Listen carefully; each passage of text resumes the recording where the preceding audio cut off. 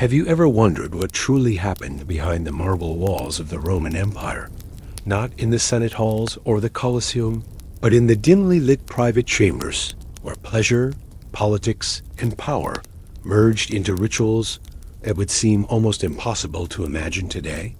Perhaps you are listening to this late at night, the room quiet except for the soft hum of something outside, your body relaxed, your mind hovering between curiosity and calm. You might be in New York, London, Sydney, Toronto, or perhaps somewhere else entirely. The light is low, the world beyond your walls fading into a blur, while this story begins to take shape in your mind. Tonight, we will drift slowly into an older world, one that is both grand and unsettling, where candlelight shimmered on polished bronze mirrors, and silk curtains whispered in the slightest movement of air, concealing scenes that only the boldest dared to witness. These were not just moments of intimacy, they were acts of theater, demonstrations of dominance, negotiations of alliances, and sometimes performances so elaborate they blurred the lines between worship and indulgence. Imagine a wealthy patrician's villa, its mosaic floors cold beneath bare feet, walls painted with vivid frescoes of gods and lovers, and at the center, a hall where cushions and couches formed a loose circle around a raised platform. On that platform, the host might invite his favorite partner or partners to join him in what was not a private moment at all, but a public display for the guests, a carefully staged act meant to show the host's wealth, virility, and control. Wine flowed from silver pitchers into shallow cups, thick with spices, and the air was heavy with the scent of imported oils. Slaves, chosen not just for their youth or beauty, but for their resemblance to mythic figures, stood at the ready, there, bodies oiled and glistening under lamplight. In some houses, the arrival of a guest meant more than a handshake.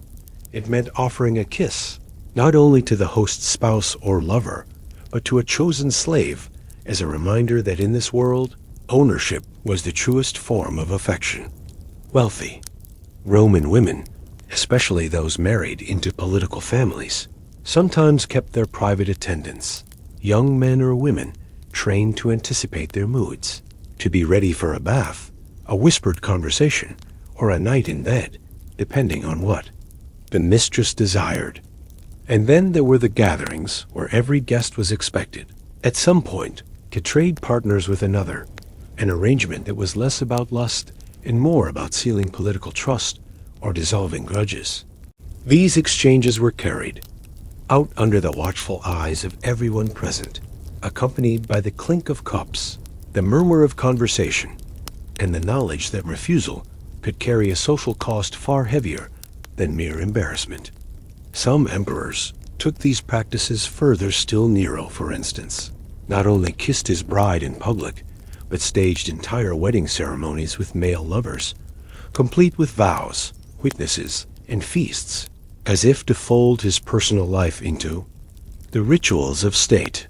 Even the famed Roman baths, with their open pools and vaulted steam rooms, could transform into places of intricate games where roles were acted out, boundaries were tested, and rules were made to be broken, sometimes ignoring age, sometimes turning age into part of the spectacle, as though the law itself bowed to those with enough power.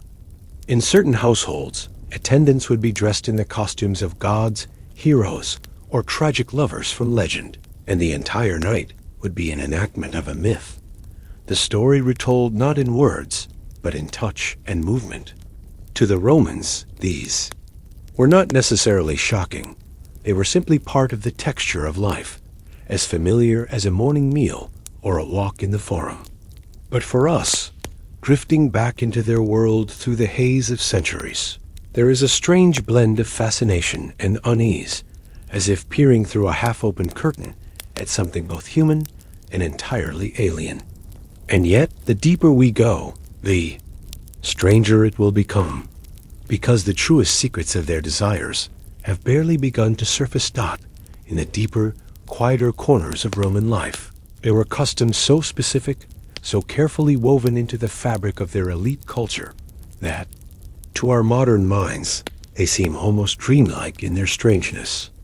Picture the candlelit courtyard of a senator's home after sunset, the stone floor still warm from the day's heat, perfumed air heavy with the sweetness of pressed figs and honey wine. Guests recline on cushioned couches, arranged in a curve, watching a scene unfold that is less a spontaneous act of passion and more a ritual, choreographed as carefully as a religious sacrifice. In some houses, the host would invite everyone to witness a symbolic consummation between himself and a chosen partner.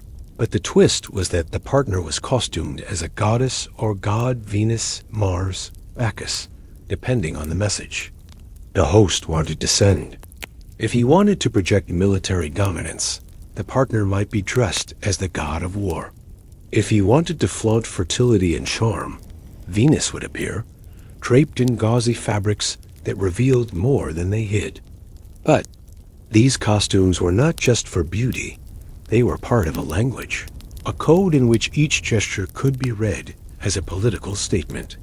Some nobles even paid skilled actors to play these divine roles, not for the stage, but for the bedroom-turned-audience hall, ensuring that the movements were graceful, the expressions perfectly timed, the atmosphere exactly right.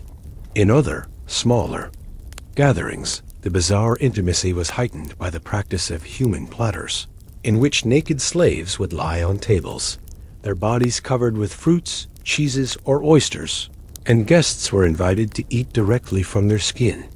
This, the Romans said, combined indulgence of the senses taste, sight, touch into a single moment. Though for the slave lying still beneath the weight of figs and grapes, it was less a sensual game than a reminder of their status as property. The use of food in Roman sexual play went further. Some lovers used honey and wine as part of foreplay, coating the body in sweetness that would later be licked or washed away in perfumed baths. These acts were not hidden. They were part of a culture where dining and desire often shared the same space, the same hour, the same bed. There were also gatherings where the rules of identity themselves became fluid. Men took on the roles of women. Women dressed and acted as men. And the boundaries of gender became another arena for experimentation.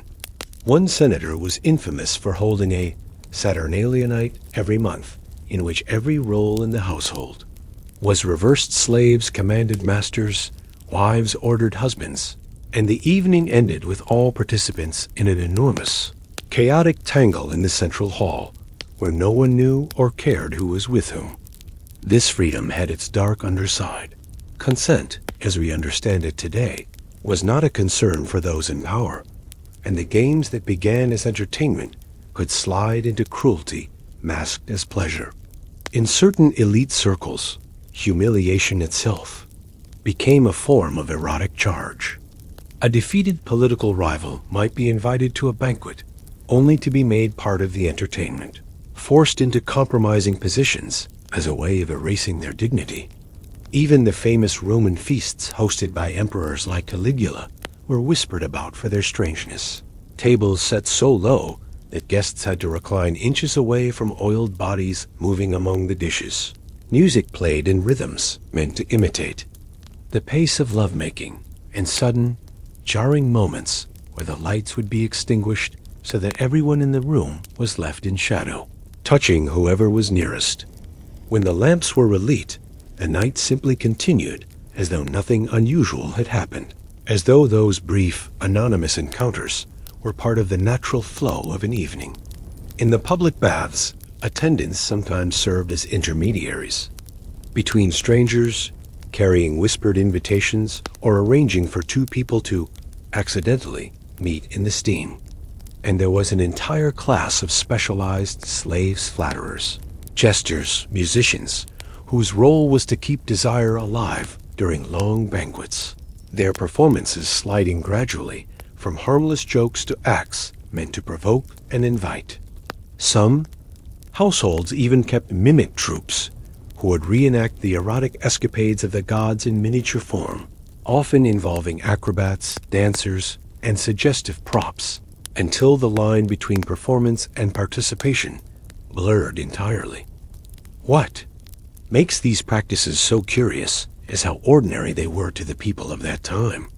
A Roman citizen of status could attend half a dozen such evenings in a single month and think nothing of it, just as one might go to the theater or the market. And yet, beneath the silks and gold, beneath the scent of roses and cinnamon, there was always the unspoken truth that these pleasures depended on the rigid hierarchies of Roman society, on the fact that some bodies were free to choose and others were not. In this, the Romans revealed something timeless and unsettling. That desire, when fused with power, can become a language that speaks not only of attraction, but of control. But the most unusual practices, the ones whispered about even among the jaded citizens of Rome, are still ahead of us.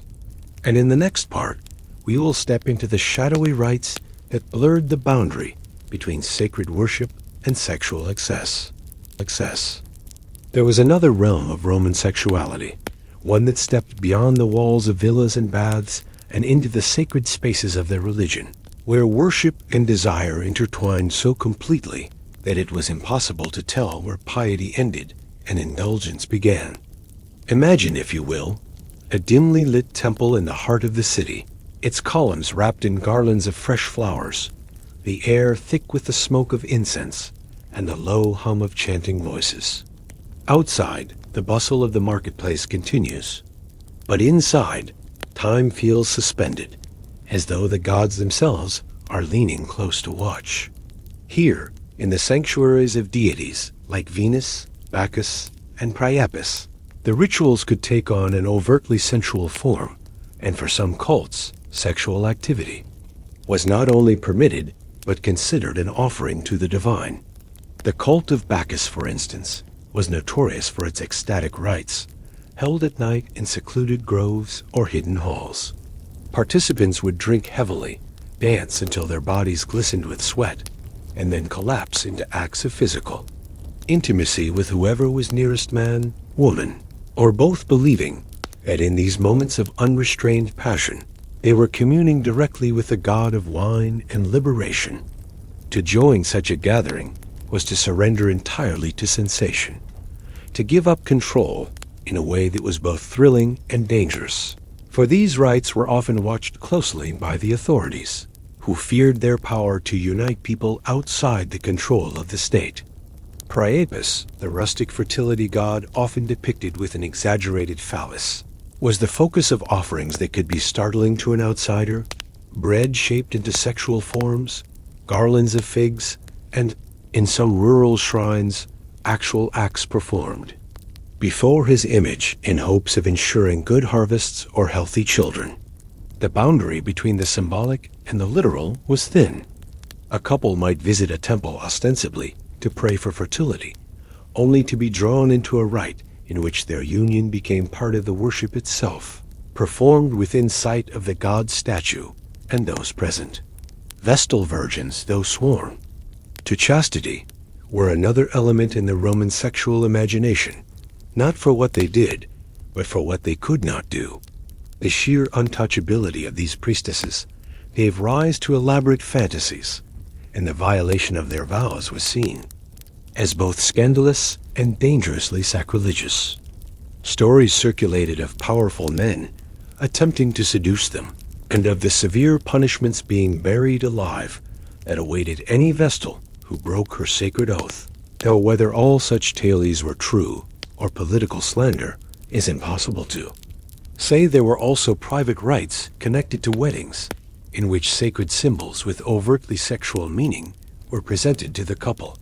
In some traditions, a small wooden or bronze phallus would be given to the bride to hang in her chamber, both as a charm against evil and as a blessing for fertility. These objects were not hidden away. In many households, such symbols were displayed openly, carved into door frames, painted on walls, or worn as jewelry. A constant reminder that for the Romans, sexuality was not a secret shame, but a visible, even celebrated, part of life. The festival of Floralia dedicated to the goddess of flowers, was another time when the boundaries of propriety loosened dramatically. Plays performed during this celebration often included explicit scenes, sometimes with actors shedding their clothes entirely, blurring the line between performance and participation. In the streets, garlands were tossed, wine flowed freely, and encounters between strangers were common enough that satirists of the time mocked the festival as a week-long excuse for licentiousness. Sacred prostitution, while more prominent in some eastern provinces of the empire, was not unknown in Rome. Travelers' accounts mention temples where certain priestesses were expected to lie with worshippers as part of the rites, a payment serving both the temple and the priestess's role as a living embodiment of the goddess.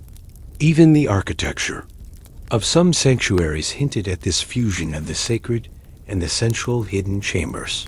Small alcoves with cushioned benches, walls painted with scenes of lovers under the gaze of smiling gods. For the Romans, these practices were not contradictions. The body and the divine were both sources of pleasure, power, and mystery, and to honor one was, in their eyes, to honor the other. And yet, for all the openness of these rites, there was always the possibility of danger an enemy could use attendance at such a ceremony as a weapon of scandal, or the gods themselves might be angered if the act was done without the proper reverence. These were worlds in which the human need for touch and the yearning for the eternal met in a single, charged moment, and stepping into them meant accepting that you might leave changed in ways you could not predict. But even in these temples and festivals, there were stranger, more private games played behind closed doors, rituals so peculiar that even Rome's poets hesitated to describe them openly. And those will take us into the next chapter of our slow, wandering journey. There was an inner circle of Roman society, a world closed to all but the wealthiest and most influential, where sexual practices took on the quality of secret performances, part private amusement, part political chess. Imagine the marble atrium of a patrician's house, lit not with the bright blaze of public banquets, but with the subdued glow of oil lamps, their flames bending gently in the draught from open courtyards. Here, the gathering was smaller, more selective.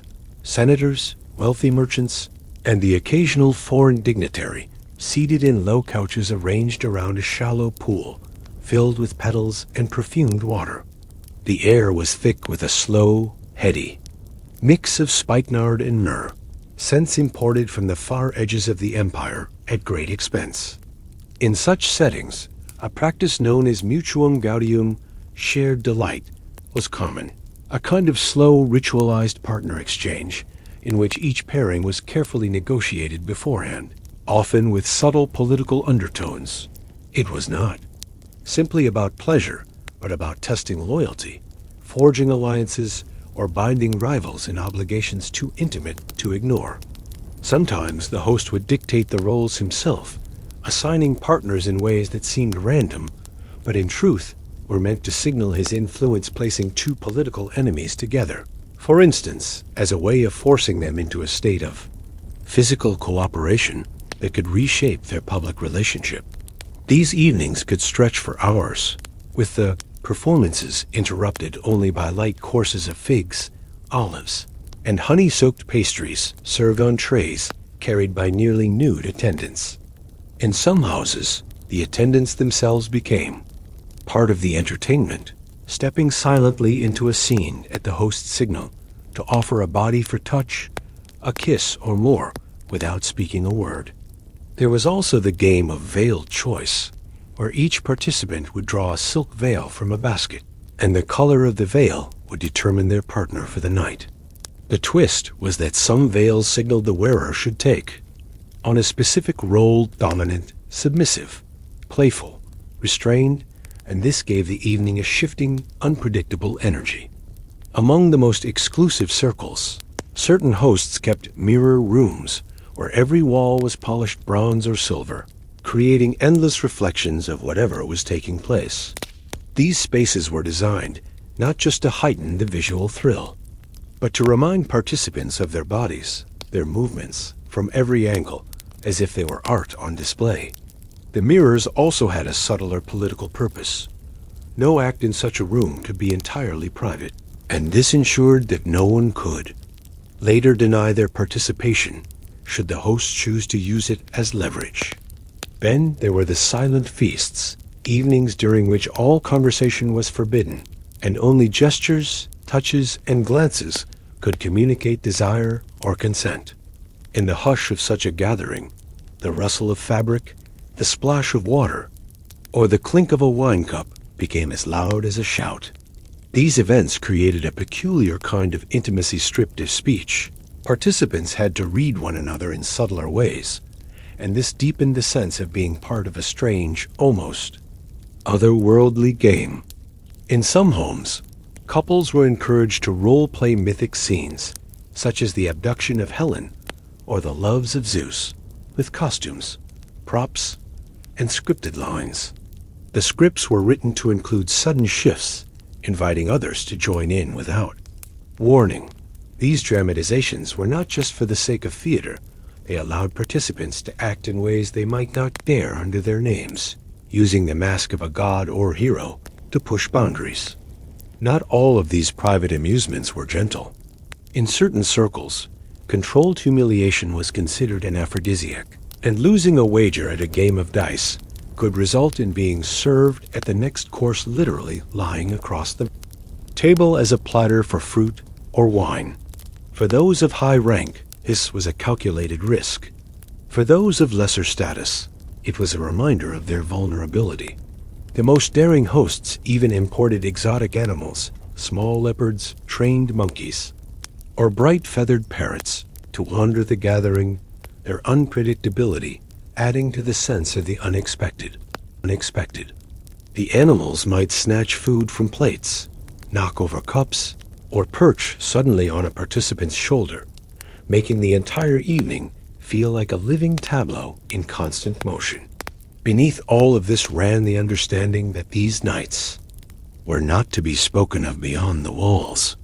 To be invited was an honor, but it was also a form of entrapment, for anyone who attended had taken part in acts that, in the wrong context, could destroy a reputation.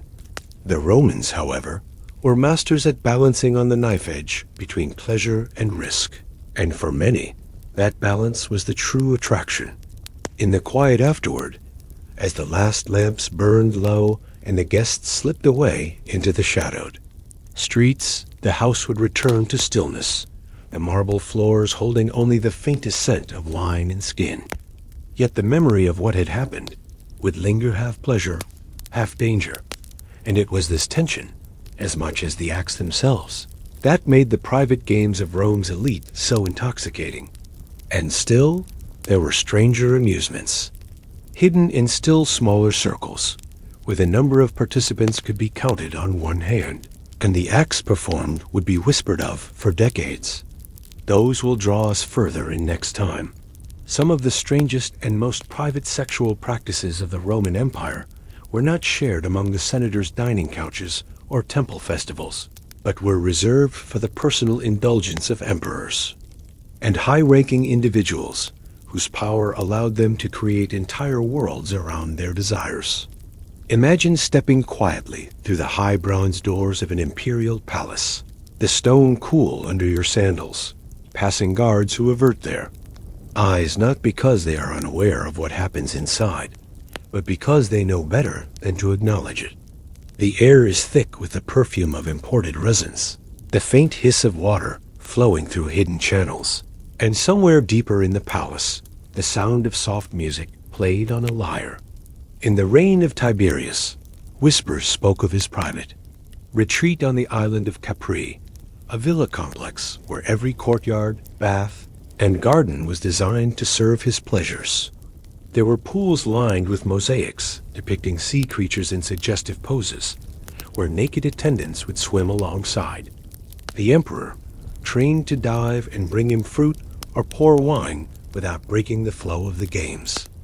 According to later historians, some hostile, some perhaps exaggerating Tiberius, kept a group of young attendants known as his minnows, children and adolescents instructed in elaborate underwater play that mixed the boundaries of sport and intimacy.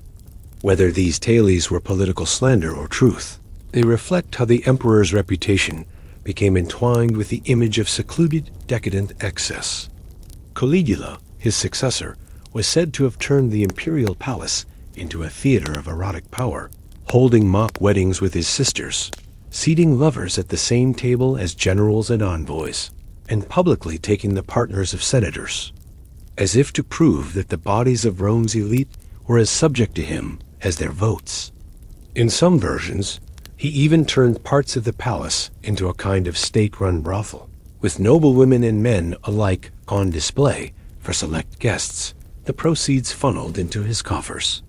Nero's eccentricities, too, found expression in his sexual world, marrying a freedman named Pythagoras in a public ceremony, himself taking the role of the bride, complete with veil and dowry, while the city watched. In another notorious episode, he married Sporus, a boy castrated to preserve his youthful appearance, dressing him as an empress and presenting him in court as though he were a reincarnation of Nero's deceased wife. These acts were not merely personal indulgences.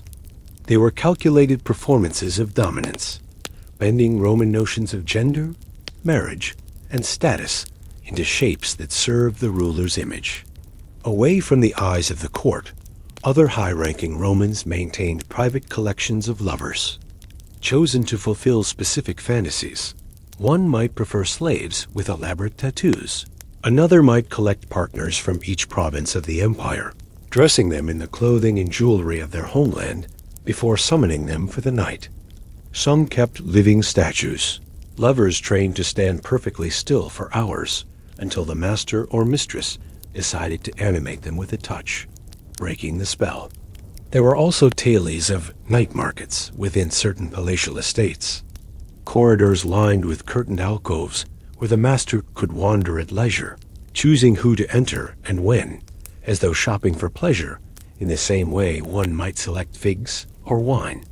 These indulgences often blurred into cruelty partners, denied speech for days at a time, kept in darkness until summoned, or made to wear masks so that only their bodies, not their identities, were part of the encounter. For the powerful, these restrictions were not punishments, but amusements, ways of creating an ever-shifting stage on which desire could be reinvented endlessly. In some cases, the boundaries between theater and life vanished entirely. A general might stage the seduction of a foreign queen using an actress in costume, complete with scripted dialogue and props, only to later replace the actress with a real lover in the same role.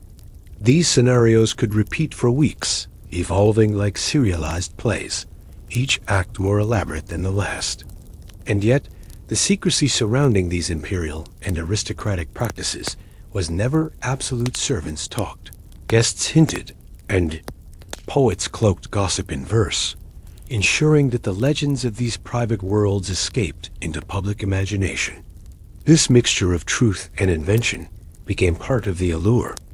The uncertainty of whether a whispered story was fact or fiction made it all the more compelling and all the more dangerous. For every emperor who reveled in making his desires matter of public spectacle, there was another who preferred the shadow, the locked door, the whispered command to a single trusted attendant. But even in those shadows, the acts could be as strange, as intricate, and as revealing of the Roman mind as anything played out under the open lamps of a banquet hall. And in the next part, we will move from the private chambers of emperors into the hidden chambers of the city itself, secret underground spaces where the line between brothel, theater, and temple dissolved entirely. Beneath the bustling streets of Rome, past the noise of merchants shouting prices in the forum and the clatter of iron-bound cartwheels over stone, there existed another layer of the city-hidden passageways, dim cellars, and rooms without windows, where the boundaries between theater, brothel, and temple blurred into something that defied easy description. These underground spaces were often accessible only through a nondescript doorway behind a tavern, or down an alley that bent so many times you could not see the street you came from. Inside, the light was low, cast by oil lamps set in niches. Along the walls, their flames trembling in the draft of unseen corridors. The air smelled of wine, incense, and the faint dampness of stone that had never seen sunlight. In one such chamber, visitors would find what appeared at first to be a small performance stage. But instead of actors delivering lines, the performers were lovers engaged in acts designed to imitate famous scenes from mythology Leda. And the swan, Europa, and the bull, Aphrodite rising from the siege, rendered not as art for contemplation, but as a living, breathing tableau that the audience could approach, touch, and eventually join. These performances were not random. They followed scripts handed down among the underground circles, and each role came with costumes, props, and cues for when the audience was invited to cross from spectator to participant. In some venues, these enactments were framed as sacred. Rites, the performers dressed as priests and priestesses, and offerings, wine, bread, garlands were presented before the act began. This gave the entire scene the air of a religious observance, though to outsiders it might look like pure indulgence. Other rooms in this hidden city catered to more elaborate fantasies, market halls where men and women stood on low platforms, not to be sold, but to represent different types, from the far provinces of the Empire Egyptian dancers with painted eyes, Gaulish warriors draped in furs, Greek youths in short chitons. Visitors could bid, not with money, but with tokens purchased at the entrance. And once the choice was made, the couple would vanish into one of the countless small rooms branching off the main hall, each decorated to match the chosen fantasy. Some of these rooms were designed to mimic outdoor scenes, a painted backdrop of a forest, artificial grass underfoot, birdsong played on hidden pipes. Others imitated the luxury of a palace chamber, with silk-draped couches and polished bronze mirrors. The level of detail was astonishing. Wine in the cups was matched to the supposed region of the fantasy. Clothing was authentic to the character. Portrait, and even the perfumes used, were chosen to evoke the distant lands being imitated. There were also mask nights, evenings when every participant wore an elaborate mask, sometimes grotesque, sometimes beautiful, and no one removed them until dawn. This anonymity allowed for encounters between people who might know each other in public life, but preferred to keep their identities hidden here. The rules of the mask were strict. To lift it prematurely was considered a violation that could result in being barred from the circle forever. Some underground gatherings specialized in role reversals, not just of gender, but of class. Wealthy patrons would serve food and wine to hired companions, kneeling to pour drinks, wiping the guests' hands, even massaging their feet. Before the roles shifted again and the physical games began, the inversion of status created a particular thrill in a society so rigidly structured, and for some, it was the only way to feel the vulnerability they denied themselves in public life. In darker corners of these spaces, there were practices that even the Romans whispered about. Games that involved the calculated use of fear blindfolds, sudden noises, the touch of an unseen hand to heighten sensation. Contests in which the winner of a physical challenge could claim not just a prize, but a person for the night. Rituals in which the act itself was secondary to the drama of anticipation, with lovers kept apart by a curtain until the very last moment. All of this was orchestrated by a small class of hosts, known in the underworld by names they were part title, part persona, the keeper of masks, the lady of lamps, the master of scenes. These figures curated the experience, ensuring that each night felt unique, that no two visitors ever saw the same arrangement of rooms, costumes, or games. And though these spaces were officially outside the law, their existence was quietly tolerated, for many of their patrons were the same people who passed laws in the daylight. To attend was to step into a shadow version of Rome, where the usual hierarchies were bent, where desire was staged like a play, and where leaving meant carrying a memory that could never be repeated in the same way. But even deeper than these, pleasure cellars were other rooms, known only to a handful places, where the games took on an even stranger quality, where the very definition of the human body was tested with illusions, contraptions, and acts meant to unsettle as much as they.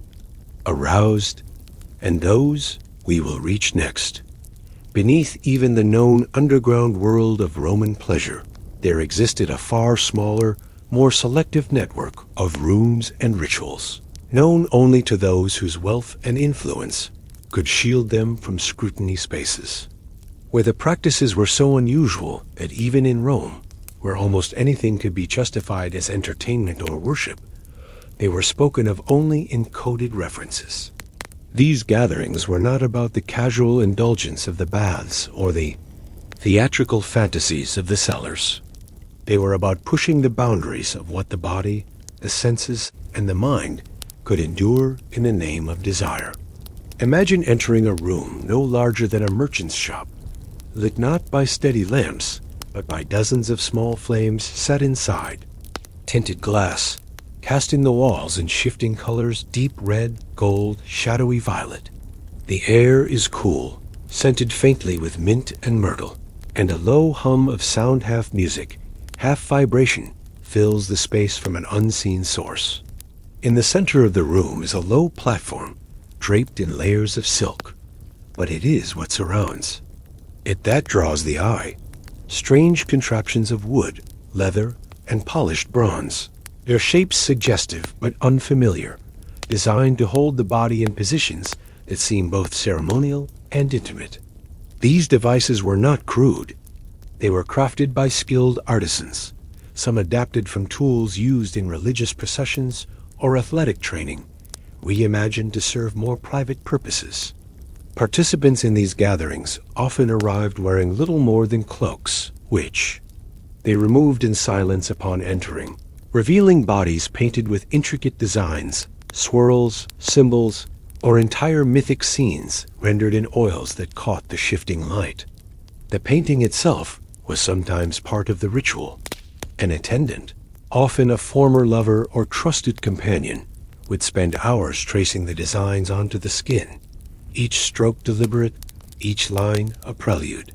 Once the scene began, there was no speaking. Communication was through gesture, through the deliberate offering of a hand, the turn of a head, the flex of a wrist against a leather strap. The games might involve blindfolds scented with particular herbs, the smell triggering memories or sensations intended to heighten the experience.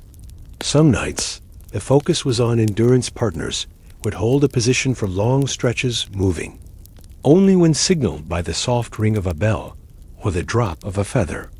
Other times, the goal was to create a kind of living sculpture, with multiple participants intertwined and held in place by the devices, forming shapes that mirrored the poses of statues in public temples.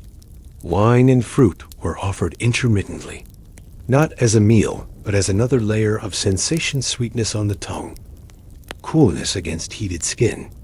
In the more elaborate versions of these rites, mirrors were positioned above and around the central platform, angled so that each participant could see themselves and others from unexpected perspectives, creating the unsettling sensation of watching from outside one's own body. A few hosts incorporated elements from distant provinces, silken ropes from Parthia, bells from India, feathers from African birds, each chosen for the distinct texture or sound it brought to the ritual. There were also moments meant to unsettle deliberately unexpected bursts of cold water from hidden spouts, sudden shifts in light, or the slow release of a new scent into the air, changing the emotional tone of the room without warning. These were not accidents. They were part of the careful orchestration, designed to remind participants that control could shift in an instant. That surrender was as much a part of the experience as indulgence. And yet, for all their strangeness, these gatherings were bound by rules. No participant could leave before the host declared the ritual complete.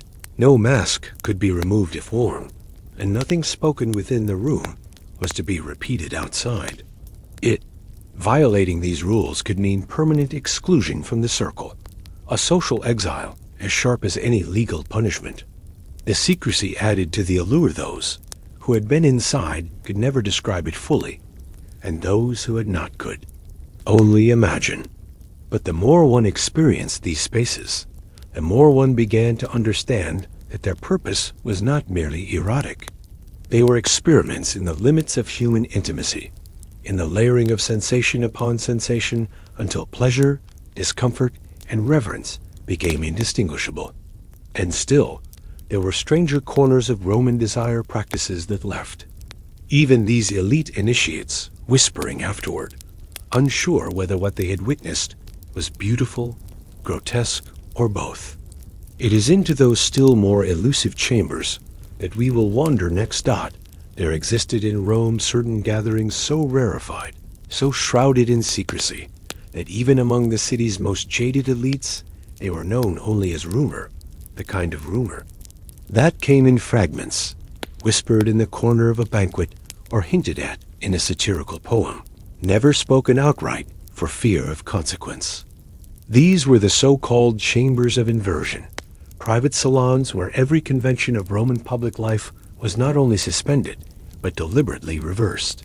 Imagine an unmarked townhouse in a quiet quarter of the city, its outer walls plain and unremarkable, giving no hint of what lay beyond the heavy cedar door. Inside, the atrium was dim, the only light coming from low bronze lamps shaped like crouching animals, their flames flickering across the mosaic floor in restless patterns. Guests did not arrive in togas or stolas, but in costumes chosen by the host, costumes that might be borrowed from the theater, the temple, or the imagination. Senators dressed as slaves, soldiers as maidens, matrons as foreign envoys, each given a role to inhabit for the duration of the night. Upon entry, each guest surrendered not only their clothes, but also their name, taking instead a title or character assigned to them: the captive, the queen of shadows, the huntsman, the living statue. Once inside, the space was divided into zones, each representing a different reversal of the normal order. In one room, the lowest-ranked guest for the night sat upon a raised couch, while those of higher status attended to them, offering wine, massaging their feet, or feeding them morsels of fruit as though they were royalty. In another, a makeshift court was held where slaves acted as judges, and senators had to plead their cases in invented crimes, the penalty often being a command to perform some intimate or humiliating task for the amusement of the court. These inversions were more than games. They were a way of exploring the fragility of status, of turning the rigid hierarchies of Rome into fluid, shifting theater. And yet, woven into these reversals were layers of desire, the thrill of submission for those accustomed to command, the rush of control for those denied it in daily life. Some of the chambers specialized in pairing opposites, pairing the most elderly guest with the youngest, the most reserved with the most flamboyant, the most modestly dressed with the most provocatively adorned. The encounters that followed could be playful, tender, or sharply provocative, depending on the energy between the paired roles. In one particularly notorious practice, participants would take turns lying upon a slowly rotating platform, blindfolded, while others, known only by the touch of their hands or the sound of their breath, were invited to approach. The blindfold was not removed until the end, leaving the participant to wonder which of the assembled had been nearest, and for how long. Elsewhere in the house, hidden alcoves provided spaces for whispered conversations or sudden, secret embraces, the walls painted with suggestive scenes from Ovid's Metamorphoses myths, of transformation and disguise that mirrored the transformations of identity taking place in the rooms themselves. In the central hall, a shallow pool reflected the shifting lamplight, and in the water floated small trays bearing cups of spiced wine, figs split open to reveal their crimson centers, and roses that left a faint perfume on the hands of anyone who touched them. Now and then, a bell would sound, and everyone in the house would be required to switch roles or move to a different zone, ensuring that no pairing or position lasted long enough to feel settled. This constant reshuffling created a sense of unpredictability, a reminder that in this space, nothing could be assumed. For some, the pleasure lay in the novelty of each moment. For others, it was in the tension of not knowing when or where the next encounter might occur. The entire evening would be overseen by the host or hostess, known in the chamber only by a chosen title, the Keeper of Change, the Master of Turns, who moved silently among the rooms, signaling attendance, when to alter the lighting, the music, or the arrangement of guests. By the time the night drew to a close, the original identities of the participants felt distant, almost irrelevant, as though they had truly become the characters they played. Yet, stepping back into the cool pre-dawn streets, each carried the knowledge that the masks worn inside had revealed as much as they had concealed. And still, as strange and carefully staged as these chambers were, there existed in Rome other gatherings even more unnerving practices in which performance gave way to something more visceral, where the line between staged act and uncontrolled impulse disappeared entirely. Those are the spaces we will enter next. There were some gatherings in Rome where the elaborate choreography of roles, costumes, and silent rules simply fell away, replaced by something far more primal and unpredictable events, where the very appeal lay in the surrender to chaos. These were not the grand banquets of senators or the tightly curated chambers of inversion. They were more like storms breaking in human form, moments when control dissolved and desire took on a life of its own. Imagine a villa on the outskirts of the city, its gardens sprawling down to a quiet stretch of the Tiber, the house itself dark, except for a few faint lanterns swaying in the night breeze. Guests arrived without ceremony, sometimes still wearing the dust of the road, sometimes wrapped in cloaks that fell away as soon as they crossed the threshold. There were no assigned roles here, no fixed order to the night only and unspoken, understanding that whatever happened would be allowed to run its course. The central hall was stripped of furniture, leaving only cushions, low tables with wine and fruit, and a scattering of oil lamps on the floor, their light throwing huge, wavering shadows on the walls. Musicians sat in one corner, playing slow, winding melodies on flutes and lyres, but the rhythm shifted constantly, now languid, now insistent, as though following the mood of the room. Guests drifted in and out of small mouths, conversations, melting into touches, touches into embraces, embraces into whatever else the moment demanded. Sometimes someone would begin a dance in the open space, moving alone at first, and joined by another and another, until the distinction between dance and intimacy blurred beyond recognition. The unpredictability was part of the thrill. There was no telling whether you might be drawn into a gentle exchange in the shadow of a column or pulled into the center of the room where all could see. Food was abundant, but served in ways that encouraged play. Grapes dangled above mouths, honey dripped onto fingertips to be licked away. Slices of pomegranate fed from one person's hand to another. Wine flowed freely, but it was not the careful sipping of the elite banquets. It was drunk deeply, sometimes straight from the amphora, shared from mouth to mouth. In this loosened atmosphere, barriers that might have seemed immovable in the movable daylight melted easily. A senator might find himself laughing in the arms of a freedwoman. A merchant's wife might rest her head on the chest of a young actor, and neither would think to stop or apologize.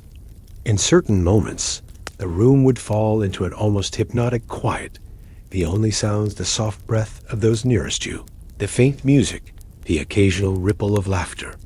Then, without warning, the energy would surge again, as if the entire gathering had taken a single deep breath, and was now exhaling all at once. These nights often spilled beyond the villa's walls, drifting into the gardens where the air was cool and the scents of night-blooming flowers mixed with the smell of skin and wine. Some guests would wander down to the riverbank, dipping there, feet or more into the water, their figures silvered by moonlight. There was no sense of an audience here. Everyone was both participant and observer, shifting roles from moment to moment. And yet, for all the openness, there was still a strange, invisible rhythm guiding things, a kind of collective intuition that kept the chaos from becoming violence, that allowed strangers to trust one another enough to let the night unfold. Sometimes the gatherings would end with everyone collapsed together in the main hall, bodies sprawled across cushions and each other, the lamps burning low, the musicians long gone, the dawnlight beginning to seep through the high windows. Those who had come as strangers would leave with memories that defied neat description, scenes that would replay in their minds for weeks, sometimes years.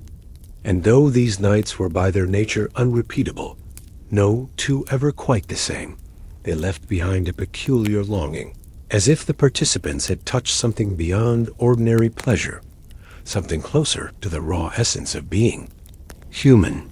Yet even here, in the apparent freedom of chaos, there were darker edges, moments when the absence of rules allowed desires to override consent, when the vulnerability of surrender was taken advantage of rather than honored. These shadows were part of why such gatherings remained rare and whispered about. They carried a risk not everyone was willing to take. But for those who sought them, who needed the intensity of that unbounded release, there was no substitute. Still, in the labyrinth of Roman sexuality, there were other places where the chaos was not a side effect, but the central design. Spaces built specifically to blur the line between reality and fantasy, so completely that even the participants could not tell which was which. And those are the spaces we will enter next. There were certain Roman gatherings where the purpose was not merely indulgence or even chaos, but a deliberate and intricate erasure of the line between reality and performance nights, designed so that the participants themselves could no longer tell whether they were living their desires or playing a role in someone else's elaborate fantasy. These were called by some the domus fabulae, houses of the story, private spaces in which every detail of the evening was pre-written by the host, yet concealed so cleverly that no one knew they were following a script until the moment came. Imagine arriving at a villa whose outer gates are guarded not by soldiers, but by masked figures dressed in flowing robes, their faces hidden behind painted visages of gods or spirits. They take your cloak and hand you a token, perhaps a carved piece of ivory or a small bronze coin, stamped with an unfamiliar emblem. Inside, you find yourself in a room decorated like the interior of a myth walls, painted with mountains, rivers, forests. Furniture carved to resemble rocks and trees. The scent of pine resin drifting through the air. Without explanation, someone takes your hand and leads you into a scene already in progress. Two people in the center speaking in verse, as if acting out a play, yet their eyes keep flicking to you, drawing you into their performance. Soon, you are given a line to say or a gesture to make, and before you realize it, you have become part of the unfolding story. In these houses, every guest was assigned a hidden role, and the night's events were structured to weave these roles together. Lovers separated and reunited, rivals challenged, strangers bound in alliances, through acts both sensual and symbolic. Sometimes the roles were drawn from Roman history or legend, Mark Antony and Cleopatra, Paris and Helen, but other times they were entirely invented, the only requirement being that each involved both conflict and resolution. Physical intimacy was integrated into the plot, not as a random indulgence, but as a key turning point. A truce sealed with a kiss, a betrayal revealed through an embrace, a transformation enacted through touch. The effect was intoxicating because No one could predict what would happen next, yet everything felt inevitable, as though the night were a river carrying you along. Between scenes, the setting itself would change. Curtains would drop to reveal a new backdrop. Furniture would be rearranged. Lighting would shift from gold to deep red, and music would swell or fade according to the mood. Servants or perhaps fellow participants moved silently among the guests, offering wine, fruit, or whispered instructions that might lead you to a secluded corner where another part of this story was taking place. There were moments of public spectacle, where all participants gathered to watch a central act, and moments of private intimacy, where you and one or two others slipped away to enact a scene only you would remember. Sometimes, an entire plot twist would hinge on such private moments, with the host later revealing to the rest of the group that your secret act had altered the course of the evening's events. These games were carefully balanced between structure and spontaneity, and the pleasure came as much from the unfolding drama as from the acts themselves. Yet the deeper purpose was more subtle. By merging staged fantasy with lived experience, the Domus Fabulae allowed participants to explore aspects of themselves they might never reveal in ordinary life, shielded by the knowledge that they were only playing a part. But the danger lay in how easily those parts could become real. Bonds formed during these nights sometimes carried into the daylight world, with consequences neither the hosts nor the players could fully control. A senator might find himself genuinely attached to a character he had been assigned to. Seduce. A matron might realize that her role as an adventurous widow had awakened a longing she could not quiet once the night was over. And for some, the thrill came from the blurring itself, from never knowing where the mask ended and the face began. These houses were rare, for they required not only wealth and space, but a host with the imagination and patience to craft an entire world for a single night. Yet their reputation was magnetic. To be invited was to step into a realm where history, myth, and desire wove together in ways that could not be disentangled. And to leave was to carry a fragment of that woven world with you forever. And still, even the most elaborate Domus Fabulae were not the final word in Rome's capacity for invention. There were other spaces, stranger still, where the story was not planned, but was shaped in real time by the shifting desires of everyone present. Those are the ones we will enter next. There were also gatherings in Rome that took the opposite approach of the Domus Fabulae. No pre-written script, no hidden host, crafted plot nights that were entirely shaped in real time by the desires, choices, and shifting impulses of the people present. These were sometimes called Nox Liberi Ludi, nights of free play, and to step into one was to surrender to a current that could change direction at any moment. The location could be anywhere: a rented dining hall in the Subura, the garden of a wealthy merchant, the private courtyard of an aristocrat who wished to remain anonymous. The space would be stripped of its usual markers of ownership: no family busts on display, no coats of arms, no familiar furnishings, so that everyone entered on equal footing, or at least as equal as the complex social fabric of Rome allowed.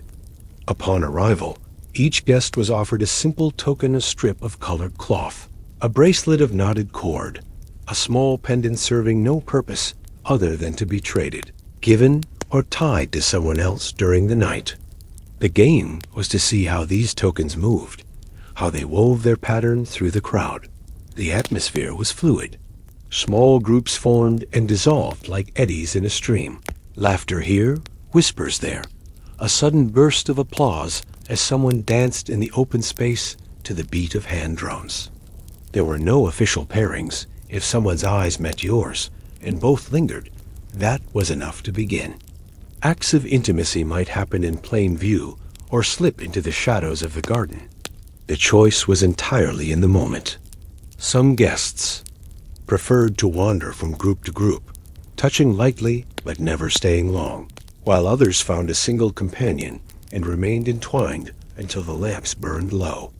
The music was constant, but unstructured flutes and lyres weaving around each other, drums joining in or dropping away, the rhythm changing whenever a player felt the mood shift. Food and wine were abundant, but scattered throughout the space rather than served in courses. A guest might feed another a fig in the middle of a conversation, or pour wine into the mouth of someone reclining beside a fountain. The lack of hierarchy was intoxicating for some and disorienting for others. Senators and freedmen might share the same cushion. Foreign traders might find themselves teaching a dance to the daughter of a patrician, and all the usual rules of Ramang decorum were set aside. What made these nights so distinctive was the way they could transform in an instant. A game of gentle teasing could turn into a spontaneous contest, a dance into a full embrace, a quiet conversation into an impromptu group performance. Sometimes a particular object, a scarf, a wreath of flowers, even a loaf of bread, would become the center of attention, passed from hand to hand, kissed, worn, hidden, and rediscovered, carrying with it the memory of every touch it had received.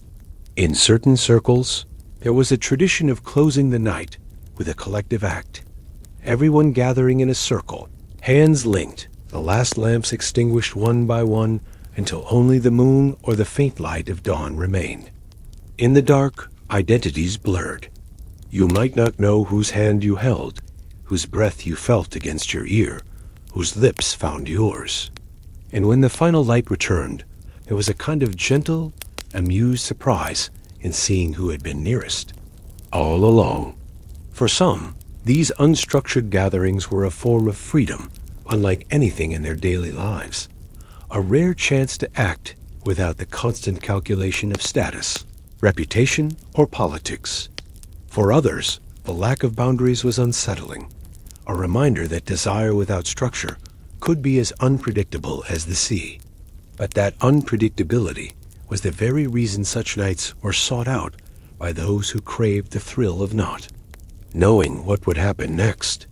And still, beyond even these, there were gatherings where the game was neither fully scripted nor entirely free, but instead built around carefully engineered illusion spaces where what you saw, heard, and even touched could not be trusted, and where the confusion itself became the most potent form of pleasure. It is into those places that we will wander next. Among the most unusual and carefully guarded pleasures of Rome were the domus, illusionist houses of illusion, private gatherings where the very fabric of perception was manipulated, so that no participant could be certain of what was real and what was artifice. To enter one of these spaces was to step into an environment designed to disorient the senses and blur the boundaries between truth and invention. From the outside, these houses appeared unremarkable, perhaps a modest townhouse, or a rented wing of a bath complex. But once inside, every detail was arranged to confound. Lamps were placed behind colored glass so that the rooms glowed in shifting tones of crimson, amber, and deep blue. Incense of varying intensity was burned in different corners so that the air changed subtly as you moved. Sweet one moment, sharp the next. Floors were laid with mosaics of dizzying patterns, creating the sensation that the ground beneath you was in motion. Curtains hung in unexpected places, sometimes hiding a doorway, other times concealing only an empty alcove or someone, waiting in silence. Music drifted through the air, but it came from unseen performers, and the source seemed to shift from wall to wall, as though the very building were breathing sound. Guests were not told the rules, if rules existed at all. Instead, they were handed small tokens, bells, ribbons, carved stones, and told only that they might be useful later. The night would begin with something simple, perhaps a masked figure approaching you and pressing a piece of fruit into your hand before vanishing, or a whisper in your ear that might be an invitation, a riddle, or both. Soon, the encounters became more layered. A stranger offering you wine might not be who you think. A familiar touch might come from someone you have not yet met. In certain rooms, mirrors were positioned to create impossible reflections, showing scenes behind you that were not truly there, or multiplying a single figure into many. There were spaces lit so dimly that touch became the primary sense, and others so bright and filled with glistening fabrics that sight was overwhelmed, forcing you to rely on sound and movement to find your way. Some gatherings incorporated false endings, moments when you believed the night was over, only to have the walls of the room shift or a hidden door open to reveal an entirely new space, with new participants waiting. Intimacy in these houses was often staged as a series of revelations. A hand reaching through a curtain, a mask slowly removed, a voice finally matched to a face you had heard but not seen. The hosts were masters of misdirection, ensuring that the person you thought you were with might be replaced in an instant. The exchange so seamless you questioned whether it had happened at all. This constant uncertainty heightened every sensation. The mind, unable to settle, became more alert to every sound, every movement, every breath. In some cases, the illusions extended to scent-perfumed oils applied to one person so subtly that in the dark, you might think you recognized them by smell alone, only to discover later you had been mistaken. There were also auditory tricks. The sound of footsteps where no one stood, the faint echo of laughter from a corridor that led nowhere. For some, the thrill came from solving these puzzles, piecing together who had been where, who had touched whom. For others, the pleasure lay in surrendering entirely, allowing the illusions to carry them without resistance. The most elaborate Domus Illusionist ended with a moment designed to collapse all the layers at once. A sudden flooding of light, every curtain drawn back, revealing all participants in a single space, masks off, identities exposed, though even then, it was never certain whether everyone present had truly been there all along. These houses were rare because they required not only great wealth, but an almost theatrical mastery of space, lighting, sound, and timing, and the hosts who ran them were spoken of with a mixture of admiration and suspicion. Attending such an evening was not just a pleasure, it was a test of perception, a dance with uncertainty, and an embrace of the idea that truth, like desire, could be shaped at will. Yet for all their complexity, there were gatherings in Rome, stranger still nights, not built on confusion, but on ritual precision, where every gesture and movement was dictated in advance, and where breaking the sequence was considered a violation of something almost sacred. And it is into those rituals that we will step next out. If the Domus Illusionist thrived on uncertainty and disorientation, there existed in Rome another kind of gathering that was its mirror, opposite nights in which every action, every glance, every movement was prescribed in advance and followed with the precision of a military drill. These were the rites ordinati, ordered rites, private ceremonies in which the pleasure was said to come not from surprise, but from the deep, slow build of anticipation, the satisfaction of knowing exactly what was to come and savoring the inevitability of it. Imagine entering a vast, candlelit hall whose walls are hung with heavy draperies in deep red and gold, the air rich with the scent of frankincense and cinnamon. At the far end, a raised platform serves as the focal point. But for now, it is empty, waiting. Guests arrive in silence, dressed according to strict instructions sent days earlier, perhaps a particular color, a certain cut of garment, or even an accessory that marks their role for the evening. Upon arrival, each is met by an attendant, who offers a shallow bowl of water infused with rose petals, in which they are to wash their hands before stepping onto the patterned mosaic floor. The first stage of the rite is one of stillness. All participants take their places in a precise formation, sitting or reclining exactly where they have been told, the positions determined by the host to reflect the symbolic map of the night's events. Music begins, not the free, shifting melodies of the Nox Liberi Ludi, but a slow, measured rhythm that seems to set the pace for every breath. At a signal, The first movement begins, perhaps the passing of cups of spiced wine from left to right, each sip taken in unison, the cups returned in perfect sequence. This is followed by a gesture, every guest raising their right hand toward the center of the room, holding it for the count of 7 heartbeats before lowering it again. The actions grow gradually more intimate, each step unlocking the next, but always in a set order. A touch on the forearm, a kiss on the hand, the untying of a sash. The beauty for those who loved these rites was that no one acted alone. Every participant moved together, like dancers in a slow, deliberate choreography. Even the moments of physical closeness were dictated, whose shoulder to lean against, whose cheek to brush with lips, whose body to face in a shared breath. For some, this formality heightened the sense of connection, as though the entire group were part of a single body moving through a ritual known to them all. There were pauses, too, deliberately placed moments of stillness in which nothing happened for long minutes except the sound of the music and the mingling of scents in the air, the tension building as everyone waited for the next signal. In certain rites ordinati, the participants took on symbolic roles: the hunter and the prey, the ruler and the subject, the god and the supplicant. And these roles determined not only their movements, but their expressions, the way they held their gaze, the words they were allowed to speak. Some rites allowed no speech at all, relying entirely on gesture, while others included short, ceremonial phrases spoken in Latin or Greek, their meaning as much in the tone as in the words.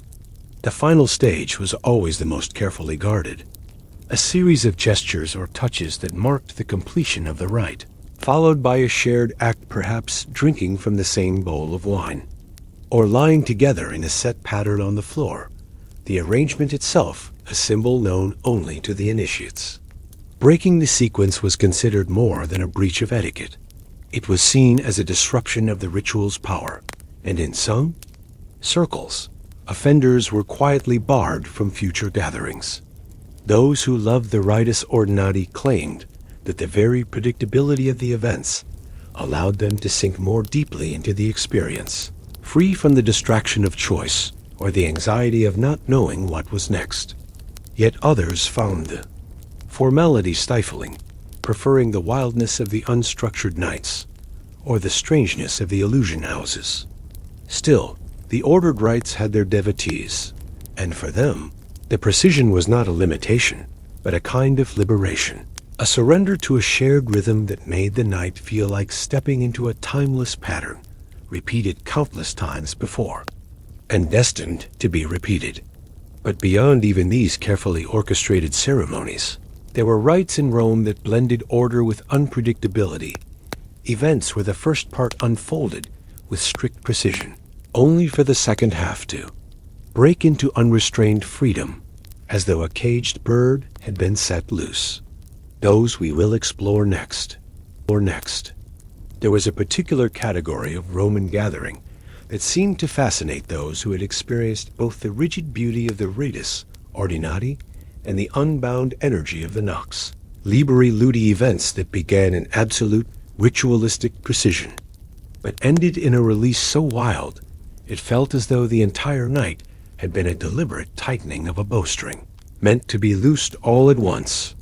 These were known informally as vesperae rupturae, evenings of breaking, and those who hosted them were masters at building tension so slowly and carefully that the final eruption felt inevitable and overwhelming. Imagine arriving at a secluded villa, perhaps in the Alban Hills, its approach lit by evenly spaced torches, each burning with the same measured flame. The entryway is silent save for the soft sound of water from a marble fountain, and attendants greet each guest with the same gesture, one hand pressed briefly to the heart before guiding them to their place. The first half of the night unfolds like any rites ordinati, everyone dressed according to a strict code, every movement dictated by subtle signals from the host, the sequence of touches and glances unfolding like steps in a slow, hypnotic dance. Guests pass cups of wine in a clockwise circle, speak only in short, ceremonial phrases, and keep their bodies aligned in symmetrical arrangements.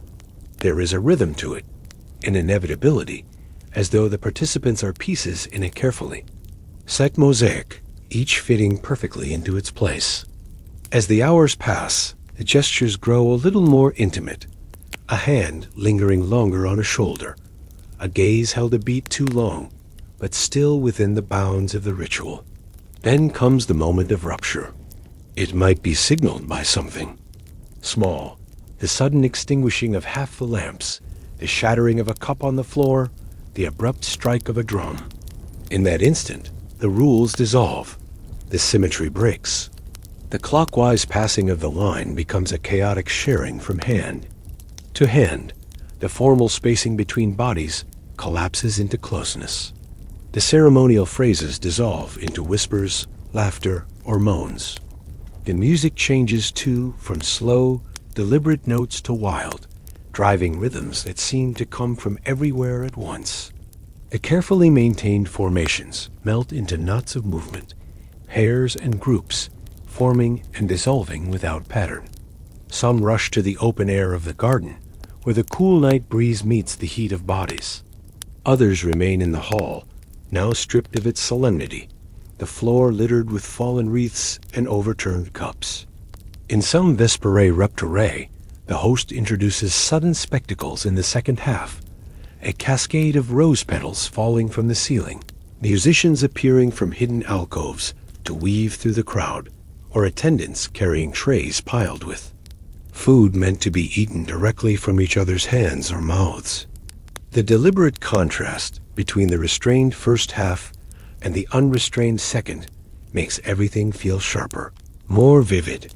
The memory of the controlled touches earlier in the night lingers, making the freedom feel almost dangerous. 4. Some participants, the joy comes from watching the transformation itself, the way a person who had held their body rigid in ceremonial stillness just hours before now moves with abandon, the way the solemn geometry of the gathering dissolves into a living, shifting sea of motion. In certain elite circles, these evenings had an added layer of politics. Rivals might use the structured half to observe each other's discipline, and the unstructured half to test each other's vulnerability, all without speaking a word about it afterward. There was a particular thrill in knowing that the same eyes that had watched you move in perfect order would later see you in complete disarray.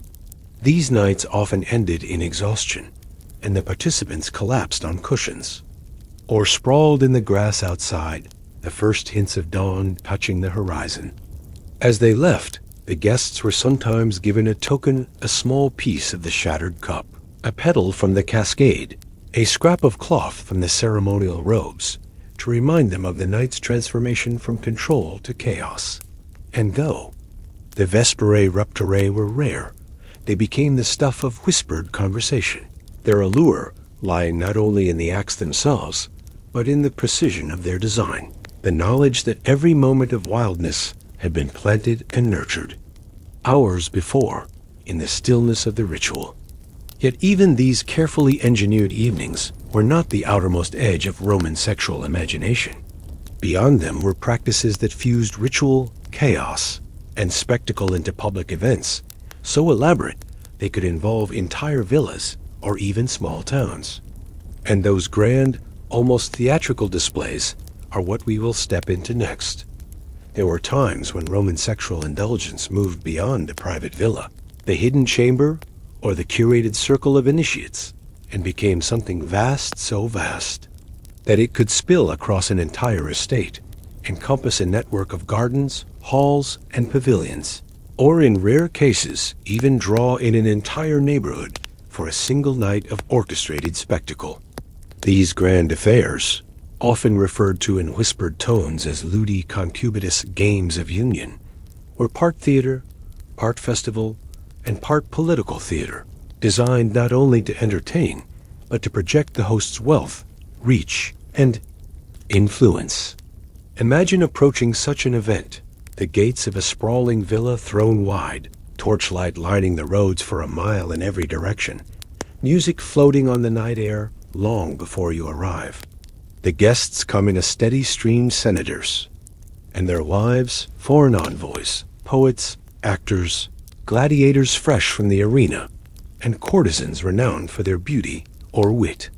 At the entrance, each guest is greeted by attendants in elaborate costumes, some dressed as gods, others as animals, others as figures from far-flung provinces of the empire, who present the guests with a token that determines their path. For the evening, the villa itself is transformed into a labyrinth of experiences, the central garden lit by hundreds of oil lamps strung between cypress trees, fountains flowing not with water, but with spiced wine, alcoves draped in silks where musicians play without pause. At the heart of the grounds is the main stage, a raised platform ringed by cushions and low tables, where the first act of the night begins, an elaborate performance that might start as a mythological play, but gradually slides into something far more sensual, the actors drawing in members of the audience until the boundary between performer and guest dissolves entirely.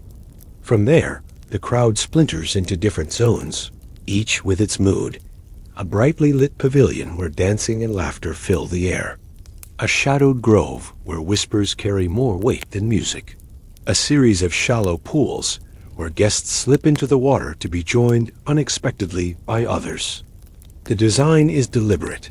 Each space offers a different pace, a different flavor of encounter, so that the night becomes a journey from one to the next, guided by whim or by the tokens given at the entrance.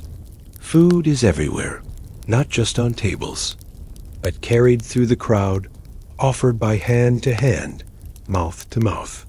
Figs split open to reveal crimson interiors, honey poured in thin golden streams over warm bread, oysters served on the bare skin of attendants lying motionless on marble.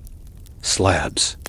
Some host stage contests as part of the evening races across the gardens, games of skill or daring, even playful mock trials where the punishment is a kiss, a dance, or a forfeit involving the removal of a garment.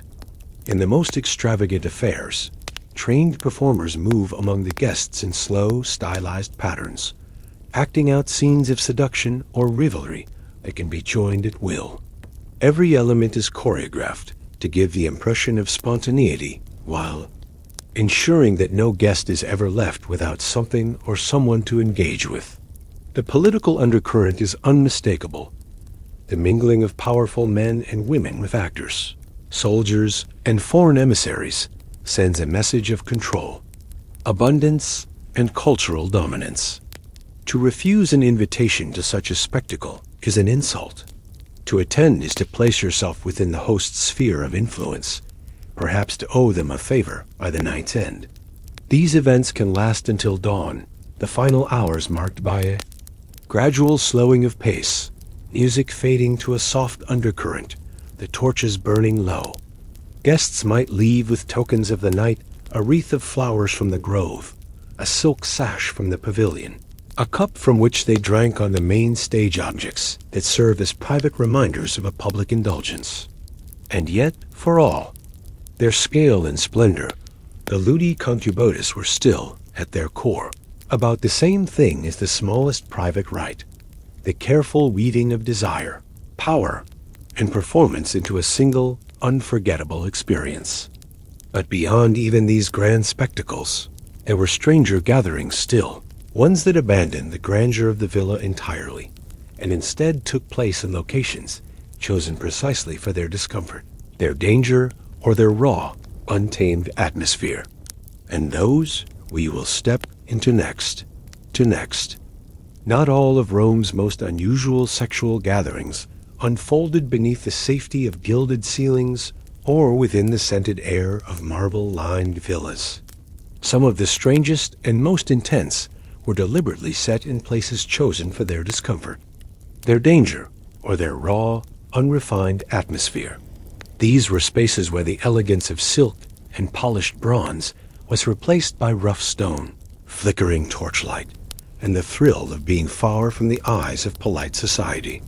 Hosts who favored these settings believed that stripping away comfort also stripped away pretense, revealing something more primal in the participants.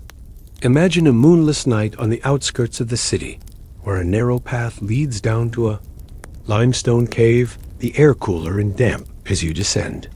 The only light comes from oil lamps set in niches along the rock walls, their flames casting shadows that seem to shift like living things. Inside, the space opens into a low, wide chamber, its ceiling glistening with moisture, the floor uneven underfoot. Here, guests arrive already stripped of formal dress, wearing only simple cloaks or nothing at all, the chill in the air making skin prickle. The sound of voices echoes strangely in the stone chamber, mixing with the drip of water from the roof, and the faint scent of earth. There is no furniture, only furs and woven mats spread directly on the ground, and the absence of luxury makes every touch, every bit of warmth, feel sharper. In some variations, the setting is even more precarious. An abandoned bathhouse after nightfall, the empty pools dry and echoing, the walls marked with fading frescoes of gods who seem to watch in silence. Or an unfinished amphitheater, its tiers still rough stone, where torches burn in the open air and the stars above serve as the only ceiling. In certain coastal towns, the gatherings took place in hidden coves, the participants wading through knee-deep water to reach a pocket of beach concealed between cliffs, the sound of the waves crashing against rock, mingling with the laughter and low voices of the group. The rawness of these places heightened the sense of risk. The knowledge that someone could stumble upon the gathering, that the weather or the tide could change, that the stones underfoot might be wet and treacherous. Some hosts leaned into this danger, creating rituals around it, requiring guests to blindfold themselves and be led into the space, or beginning the night with a shared moment of silence, broken only by the distant sound of the city they had left behind. In the cave gatherings, the darkness was sometimes used as part of the game. Only 1 or 2 torches would be lit, leaving much of the chamber in shadow, so that a touch on the arm could come from anyone, and voices could be heard without faces ever being seen. In the abandoned bathhouses, the empty pools became stages, with participants reclining on the sloped sides, while others moved through the basin below, their bodies illuminated from above by a single hanging lamp. The physical discomfort, the cold air, the hard ground, the occasional gust of wind through a broken wall, was not an obstacle, but part of the design, sharpening awareness, making every moment feel stolen. In some instances, the host would introduce a trial at the start of the evening, a short climb up a rock face to reach the gathering point, or a crossing through waist-deep water, or simply the endurance of waiting in the dark until the rest of the group arrived. These shared hardships created a sense of camaraderie before the night even began. And yet, for all the roughness of the surroundings, there was often a strange beauty to these places, the way torchlight caught on the wet walls of a cave, the way moonlight turned bearskin silver on a beach, the way a fragment of fresco seemed to glow in the lamplight, as though the painted gods themselves were leaning closer. For many, this blend of exposure and secrecy, of physical vulnerability and shared daring, made these nights unforgettable. But there were also darker tales of gatherings interrupted by patrols, of participants injured in the shadows, of rival groups using the isolation to their advantage. These risks only added to the reputation of such events, making them part of the whispered catalogue of Rome's most daring indulgences. And beyond these raw, natural, or abandoned spaces, there were still other Roman gatherings that pushed strangeness further, not by choosing dangerous settings, but by incorporating elaborate symbolic punishments and mock trials into the night's pleasures.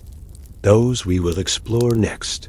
Among the more elaborate and psychologically charged gatherings in Rome were those built around the theme of judgment mock trials, staged punishments, and symbolic acts of humiliation woven seamlessly into the fabric of a night's pleasures. These events, sometimes referred to as judicia voluptatis, judgments of desire, borrowed the structure and drama of the Roman legal system, but twisted it into a performance that was as much about power and play as it was about sensuality.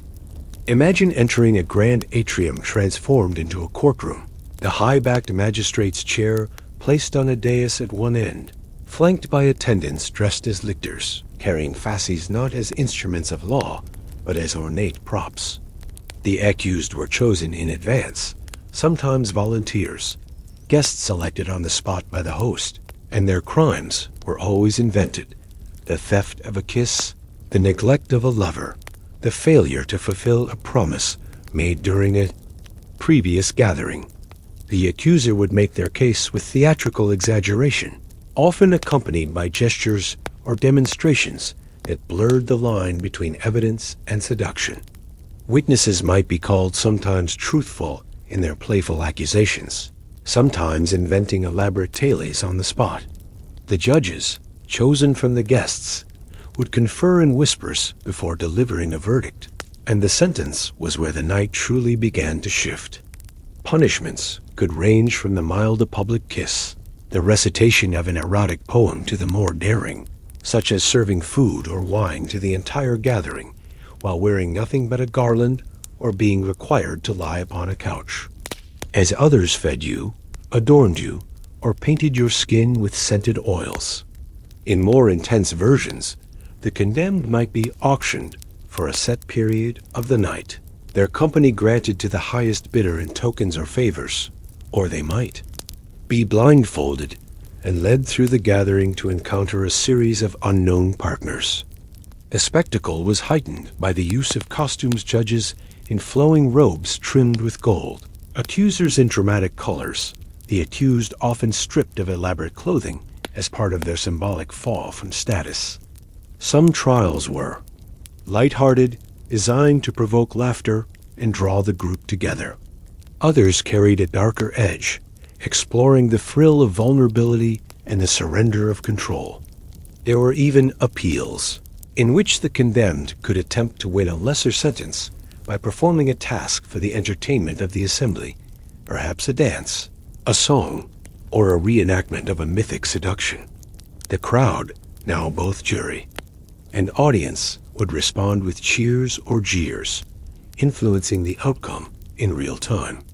These nights could shift between playfulness and intensity in a heartbeat, and the mingling of legal formality with erotic undercurrents made them uniquely captivating. For some participants, the greatest pleasure lay in acting as judge or accuser, wielding symbolic authority.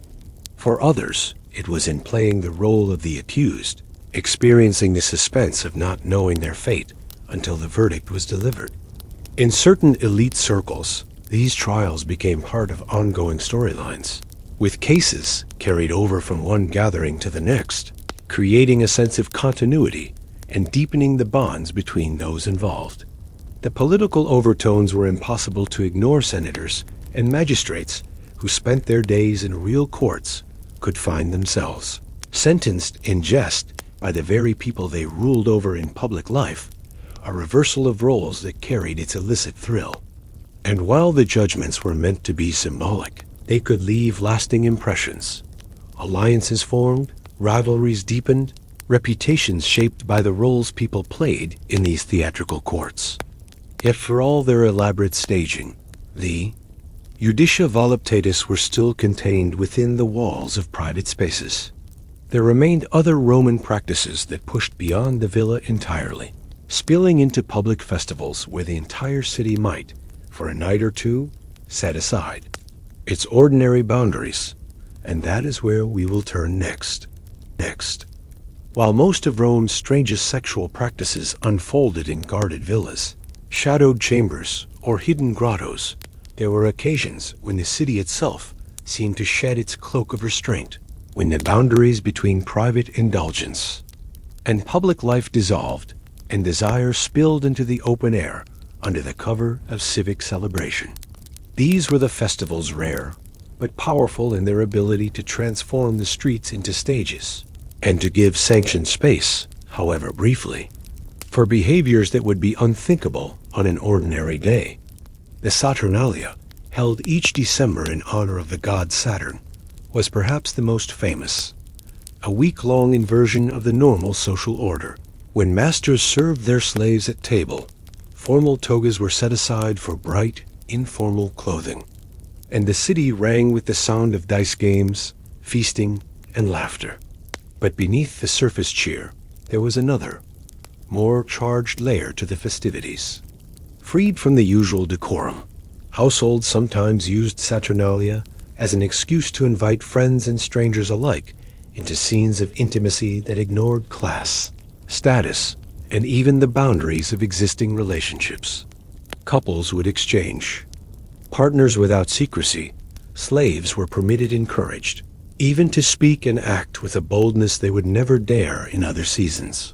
And some gatherings flowed from respectable dining rooms into open courtyards where passers-by could glimpse the games in progress. Other festivals carried similar freedoms. During the Floralia in late April, dedicated to the goddess of flowers, the theaters staged performances that were far more explicit than at any other time of year, with actors and dancers shedding garments. In the name of fertility and abundance, sometimes drawing members of the audience into the scene. In the streets, garlands were handed from hand to hand, wine was poured without counting, and it was said that more than flowers bloomed in those nights of unchecked celebration. The Bacchanalia, before it was suppressed by the Senate in 186 BCE, took the merging of ritual and excess to an even higher pitch. Originally small, private rites in honor of Bacchus, they evolved into sprawling, nocturnal gatherings in secluded groves or makeshift halls, where music, dance, and intoxication dissolved inhibitions entirely. The accounts that survive written by those eager to condemn speak of a blur of bodies, of oaths sworn amid ecstasy, of bonds formed in the shadows that tied participants more tightly than law or family. Even after their official ban, whispers of secret Bacchic rites persisted, hinting that their spirit lived on in altered forms. Beyond these major festivals, smaller local celebrations could also become occasions for strangeness. In certain rural districts, harvest festivals ended with marriage games in which couples reel or improvised for the day would act out symbolic unions in fields freshly cleared of grain, the earth itself treated as witness. In coastal towns, maritime festivals dedicated to Neptune sometimes involved processions of boats strung with lanterns, each carrying its small party out into the water, returning only after the shoreline was dotted with the sound of music and the flicker of movement. The public nature of these festivals created a peculiar tension. On one hand, there was safety in numbers, the sense that everyone was a participant in some way. On the other, there was the risk of being remembered, of having a private moment become a story retold in the forum days later. Yet that risk was part of the allure. For many, these festivals offered the rare chance to experience the taste of freedom without having to hide it. The knowledge that for a few days each year, the city's watchful eyes were less sharp, the moral boundaries less rigid. But once the torches were extinguished and the gods' days had passed, Rome returned to its ordinary order, and the indulgences of festival nights became the stuff of rumor and memory. Still, other practices defied even the loosening of festival law gatherings, so strange and so deeply private that they took place not in houses, gardens, or public squares, but in moving processions that wound through the city itself, blurring the line between ritual, parade, and something far more intimate. Those we will explore next. Among the strangest and most visually unforgettable forms of Roman erotic display were the processional gatherings, moving spectacles that transformed the act of indulgence into a kind of traveling theater, winding through streets, gardens, or even across stretches of countryside, with each stage of the journey unfolding like chapters in a living story.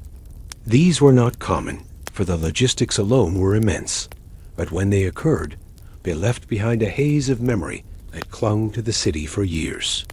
Imagine the streets at dusk, torches mounted on tall poles, carried by attendants whose faces are masked in silver and gold. The air filled with the steady beat of hand drums and the low, droning hum of flutes. The sound designed not for dance, but to lull the senses into a kind of trance. At the head of the procession might be a chariot drawn by white horses, its platform draped in silks, carrying figures dressed as gods, Venus reclining with a diadem in her hair, Bacchus crowned with ivy and holding a cup that seems never to empty. Behind them walk pairs and trios of participants, each group themed to represent some aspect of myth, nature, or conquest.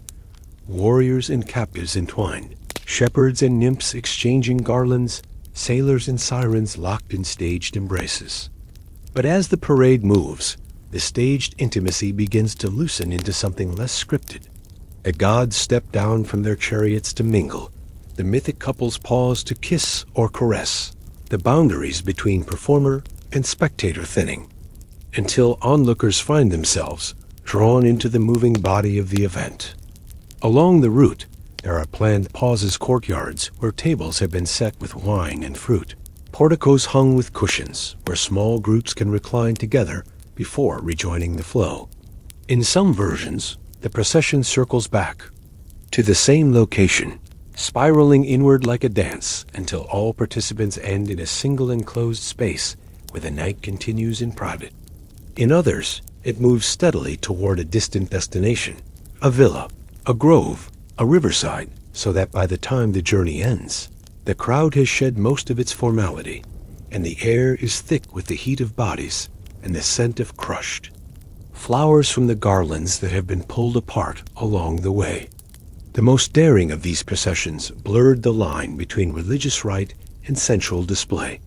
Some were dedicated openly to Bacchus or Venus, with offerings made at shrines along the route before the games resumed. Others hid under the guise of weddings, victories, or seasonal festivals, their more intimate purposes revealed only once the procession was well underway and away from the eyes of those who might disapprove. There was a peculiar rhythm to these moving gatherings, the walking, the pausing, the touching, the breaking apart and reforming of groups that created a sense of inevitability, as if the entire city had become a single, slow-moving organism. The inclusion of music was constant. Sometimes a single instrument would lead, its melody passing from ear to ear. Other times the air was thick with layered sounds, the beat of drums echoing off stone walls as the parade moved through narrow streets. Attendants known as ductors' guides wove through the procession, carrying small bells or fans, their role to signal shifts in pace or to draw participants toward particular encounters. The public nature of these processions carried both thrill and risk. Though they often took place at night or in festival seasons when the streets were already lively, there was always the possibility of drawing unwanted attention, and part of the allure was knowing that some onlookers watched in shock while others felt the pull to join. By the time the procession reached its final destination, the participants were often transformed faces flushed, garlands hanging loose, voices softened from hours of song and laughter.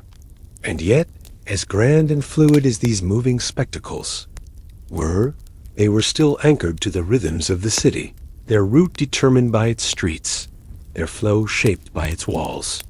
There were other Roman gatherings, however, that abandoned all such boundaries, events held entirely on the water, where the stage, the audience, and the setting floated together under the open sky. Those drifting, liquid nights are what we will enter next. Among the rarest and most visually striking of Rome's indulgent gatherings were those that took place entirely on the water-floating feasts and drifting rituals that turned rivers, lakes, and sheltered bays into stages for nights that were equal parts luxury, spectacle, and sensual play. These events, sometimes referred to as convivia fluctuantia, floating banquets, were possible only for the wealthiest hosts, for they required not just a single barge, but entire fleets of vessels fitted with pavilions, lanterns, musicians, and attendance. Imagine the wide, slow curve of the Tiber at night, its surface catching the reflections of hundreds of small lamps suspended from the rigging of moored boats. The air is cooler here, touched by the movement of the water, and the sound is softer, the voices of guests mingling with the rhythmic slap of waves against the hull.